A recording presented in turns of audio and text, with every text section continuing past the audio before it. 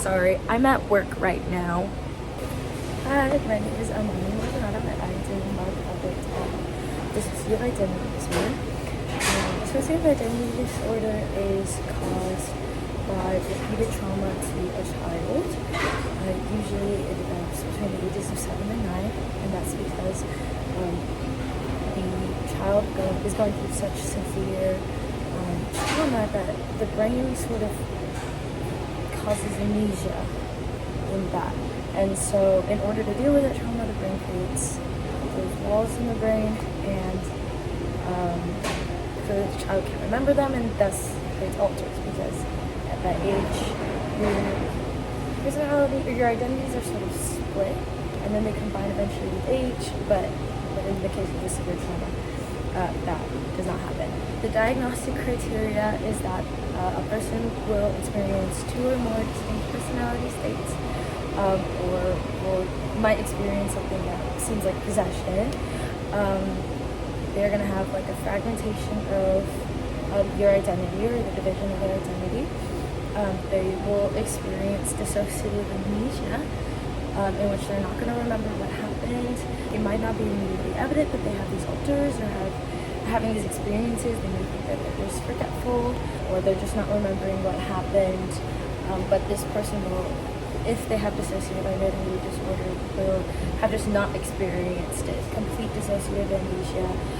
Some examples that I'm only in the YouTube video who has dissociative identity disorder from MedSurg. She says that there was an example of a time when she suddenly woke up in the middle of the street because somebody had fronted.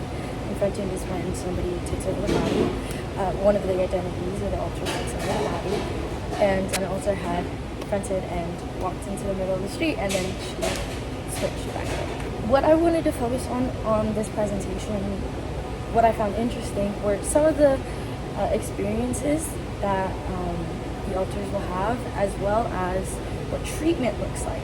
And treatment looks like trying to help the person know and understand everything that they went through, and that system has gone through, that person has gone through, and hopefully to fuse or merge all the alters in a process called fusion. And fusion, I've got my notes, fusion happens when essentially like 2 alters will combine and either turn into a separate alter, will become like a combination of the 2 alters, but still keep one of the alters, like names and things like that. But typically that happens once the alters share the same memories, thoughts, feelings, urges, skills, and et cetera, other traits like that, previously associated with the other 2 or 3 or more alters.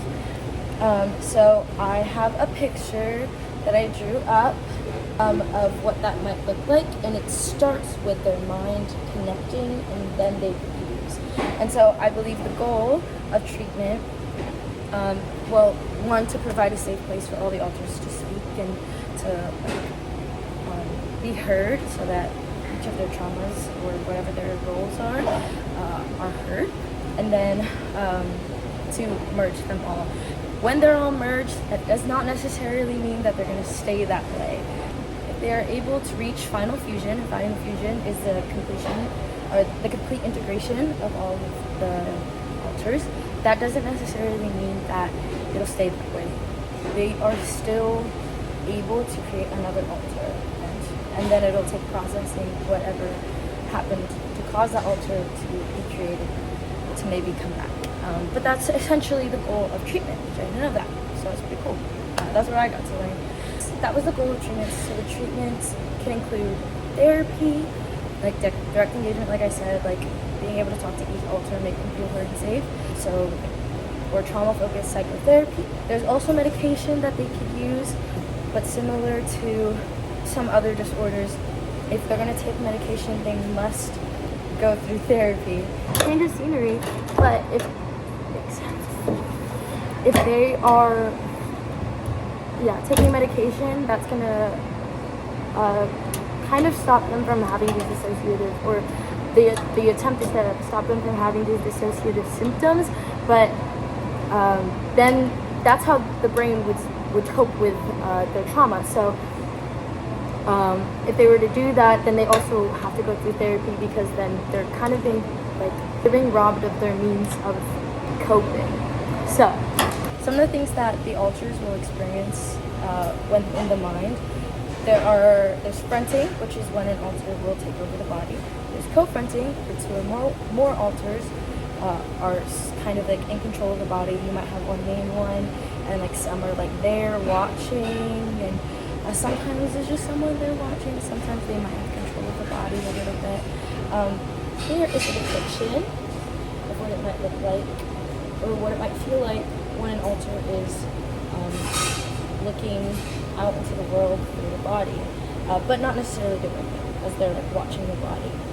Maybe because they're co-fronting. And I wanted to depict like the body may look like one thing, but the alter, maybe fronting or maybe like watching, can look completely different. So alters can be an opposite gender, or it can be, and I'll show you in this. Here's the headspace. This is what it might look like inside of the mind. This is my like interpretation of it. This doesn't necessarily mean this is what it looks like. It's different for each system or group of alters. The woman in the video for Med Circle said that it looked like she had a home in her headspace, or that's what her headspace looked like. So these are just different alters. I just wanted to be able to depict different alters that might live inside the mind. So we have that one area that's fronting in the viewing room, and the host might be there, and the host is the person who fronts the most. You have gatekeepers. Gatekeepers can control who goes in the mind, who can front, maybe like where these suppressed memory holders, like what they can do. You have different non-human alters. So there's like the mythical creature alters that are up there, and in this little area down here. You have demon alters. You have the non-living alters, so that could be like, I don't know, some people have like rock alters. You have like animal alters, and then I put in the middle, it says regulars. That doesn't necessarily mean that these are regulars for most people or for all people. Just from my research, these tend to be the ones that are the regulars, which are caregivers or caretakers, who are kind of like very motherly, very nurturing, protectors who act as protectors. They're a lot. Protectors are like the big main group, and then caretakers fall under that. Persecutors may fall under that. Persecutors are understood as maybe, what is it called? They're like misguided protectors. They have great intentions, but they tend to be angry. They tend to be violent. They are more violent than the others. So, and then you have fictives. Well, that's others. So now the fictives and the introducts are just kind of others. Maybe they're not like the main ones, but fictives are kind of like fictional characters that an alter has been created based off of. And introducts are similar. They're like famous people that alters were created based off of. And then you have littles, which were like the child alters who are young. They act like children, but they can understand abstract ideas, unlike children. There's also baby alters who aren't verbal. Yeah, that's basically my presentation for dissociative identity disorder. I hope you learned something new. Yeah. Alright. Here are my references. Okay, cool. Bye.